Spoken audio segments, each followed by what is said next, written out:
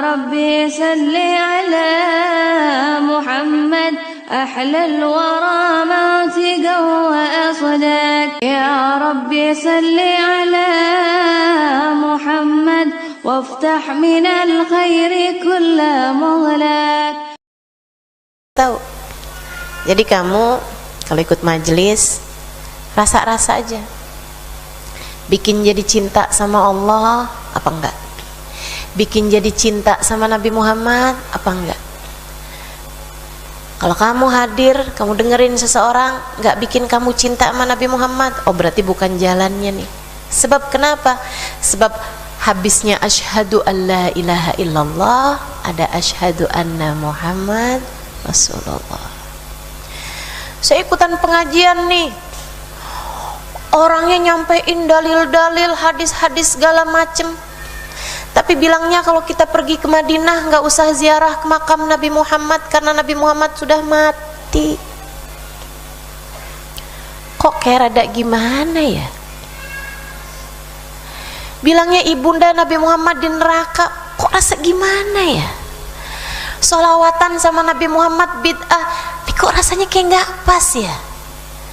Kok saya hadir satu majelis orangnya bawa ayat, bawa hadis, akan tetapi kok hati saya jadi kekeringan, kayak nggak ada rasa cintanya sama Nabi Muhammad. Oh, balik arah, keluar aja. Kenapa gitu?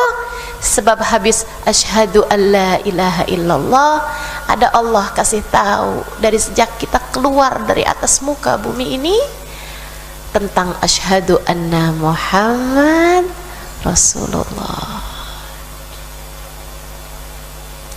Kurang apa Allah cintanya sama kita, teman-teman? Lahir aja udah langsung digituin. Hayya 'alas shalah. Nak, anakku sayang, mari menuju kepada sholat. Hidupmu adalah untuk itu, nak. Mari menuju kepada sujud. Hidupmu adalah untuk itu, nak. Mari menuju taat padanya. Hidupmu adalah untuk itu, nak. Allah udah langsung ngasih tahu sebelum kamu sempat nanya-nanya. Dari kamu keluar di atas muka bumi ini, Allah udah ngasih tahu buat apa kamu hidup. Kamu hidup sebentar, buat apa? Buat sujud. Kamu hidup sebentar, buat apa? Buat taat. Kamu hidup sebentar, hidup cuman sebentar, cuman mampir, teman-teman. Mampir apa? Mampir sujud di atas muka bumi ini dari tahun sekian sampai tahun sekian. Mampir taat sama Allah. Mampir kangen sama Allah. Mampir cinta sama Allah. Mampir nunjukin diri bahwa ya Allah, aku adalah hamba-Mu. Hayya 'alas shalah, hayya 'alal falah. Kalau kamu taat, kalau kamu sujud, kalau kamu kenal sama Allah, kenal sama Nabi Muhammad, kamu ibadah kepadanya, hayya 'alal falah. Kamu menuju kepada keberuntungan hidup. Dikasih tahu hasilnya. Kamu sholah, kamu falah. Gitu, teman-teman saudaraku sekalian. Begitu sangat cintanya Allah Subhanahu wa taala kepadamu. Dikasihnya kepada hatimu iman, balas gratis, teman-teman saudaraku sekalian. Balas itu apa sih, Ustazah? Balas itu pakai shin ya. Bila syai, orang Arab suka nyebut sesuatu kalau gratis balas. Saya ngerasanya kayak enak aja gitu nyebutnya. Sehingga sekalian saya muliakan, Allah ngasih sama kita hal-hal yang indah-indah, yang gak dikasihnya sama yang lain-lain.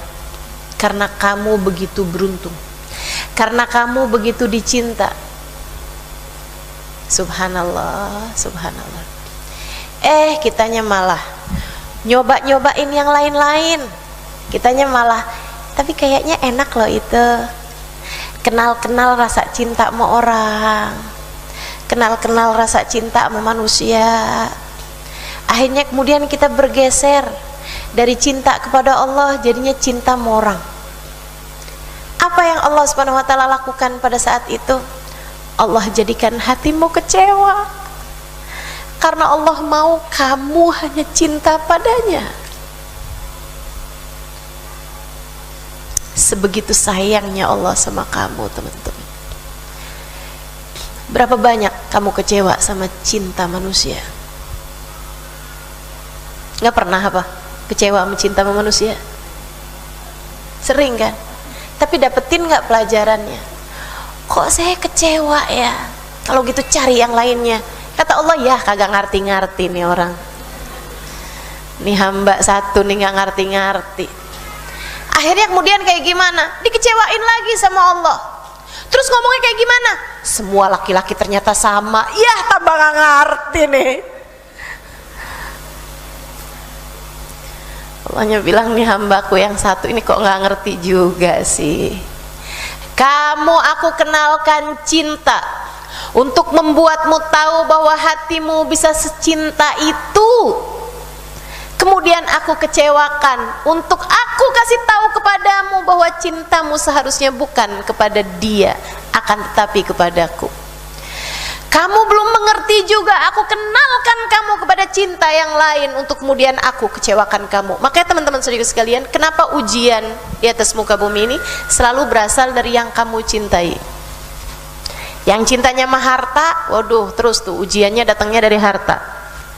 Buat Allah ngasih tahu, bukan kepadanya kamu seharusnya meletakkan cinta. Kalau kemudian cintanya mau orang, gitu kan ya, Allah akan terus kecewakan kamu, teman-teman. Kenapa gitu? Karena Allah Subhanahu wa taala mau kamu belajar dari itu, bahwa bukan kepadanya cintamu seharusnya tertuju. Jadi cara buat kamu cinta sama Allah Subhanahu wa taala, yang nomor satu, fadkuru ala Allah. Ingat-ingatin terus nikmatnya Allah Subhanahu wa taala. Nikmat tuh baik yang emang kamu tahu itu nikmat, kamu berasa nikmat, atau yang seperti tadi saya sampaikan, sebenarnya kekecewaan, tapi sejujurnya itu adalah nikmat dari Allah Subhanahu wa taala buat mengembalikan kamu kepada jalur yang sebenarnya. Kita dikasih sakit sama Allah Subhanahu wa taala, itu nikmat dari Allah. Kenapa gitu? Biar kamu inget enaknya sehat, biar kamu dosanya diampuni, biar kamu naik derajat. Sakit itu biar seperti itu. Dan biar kalau saya setiap kali sakit saya inget-ingetin, makasih ya Allah, saya udah dikasih diam-diam berpahala. Kamu tuh kalau kamu diem kan nggak berpahala, betul apa nggak? Kamu diem aja, saya mau diem aja nih, tapi saya kepengen ditulis lagi berzikir. Gimana ceritanya? Itu ya, saya lagi diem aja sambil ngeliatin pohon gitu, sambil ngelamun, tapi saya kepengen nih ditulisnya lagi baca Quran. Emang bisa gitu? Nggak bisa, kecuali saat kamu lagi sakit. Saat kamu lagi sakit tuh argo pahalanya jalan terus. Kamu nggak usah ngapa-ngapain, diem aja, itu kamu udah berpahala, teman-teman. Pahalanya jalan terus aja gitu. Kenapa gitu? Karena kamu lagi dikasih sakit. Allah tuh kasih orang kalau lagi sakit tuh pahalanya jalan terus. Apalagi semakin kamu sabar, semakin sakit kamu lagi yang bilang, iya nggak apa-apa, makasih ya Allah. Sakit nggak apa sih, makasih ya Allah, makasih ya Allah. Itu argonya melesatnya cepat banget. Kata Allah, a'udzubillahi minasyaitonirrajim, innama yuwaffas sabiruna ajrahum bighairi hisab. Sungguhnya Allah Subhanahu wa taala tuh memenuhi pahalanya orang-orang yang sabar tanpa ada hitungan. Argonya tuh melesatnya kenceng banget. Semakin kamu sakit dan semakin kamu mengingat Allah Subhanahu wa taala dalam sakit kamu, kemudian kamu bersabar, nggak ngeluh, nggak ngomong yang nggak bagus gitu ya, nggak yang kamu menghujat-hujat siapa misalnya kayak gitu, apalagi nyalah-nyalahin Allah, itu sih jadi nggak berpahala, malah jadi berdosa. Tapi kamu semakin sabar, semakin paham, semakin ngerti gitu, semakin kamu merasa sakit tuh argonya tambah kenceng banget jalannya, teman-teman. Argo pahalamu di sisi Allah. Maka kalau kamu paham ini, jangankan saat sehat, saat sakit pun kamu semakin dekat, semakin cinta dengan Allah Subhanahu wa taala, dan kamu semakin beruntung. Gitu. Fadhkuru ala Allah la'allakum tuflihun. Kata Allah Subhanahu wa taala, ingat-ingatlah nikmat dariku, maka kalian akan beruntung.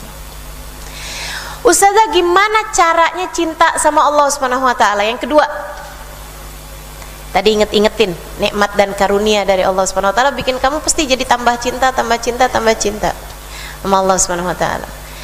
Yang kedua, gimana caranya biar saya semakin cinta sama Allah Subhanahu wa taala?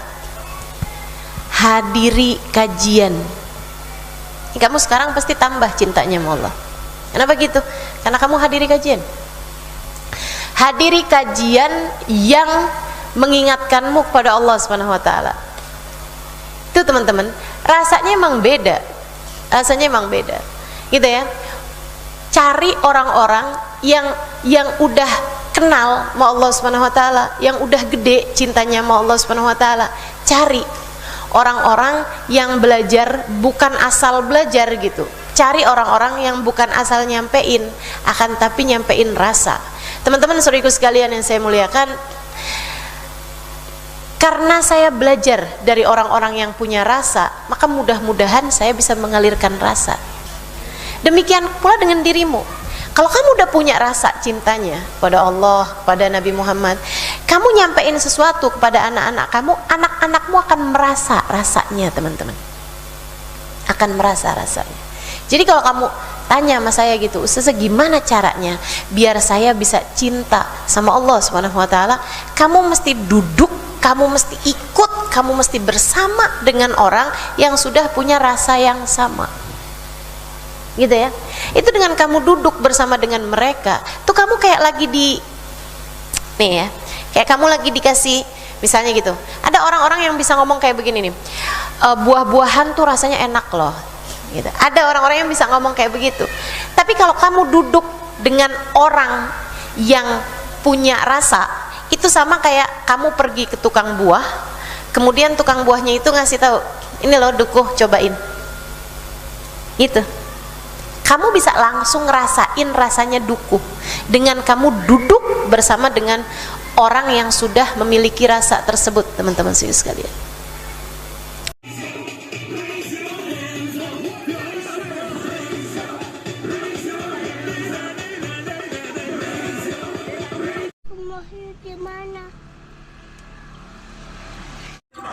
Mahi main apa? Ben? Kok bisa sampai sini Mahi?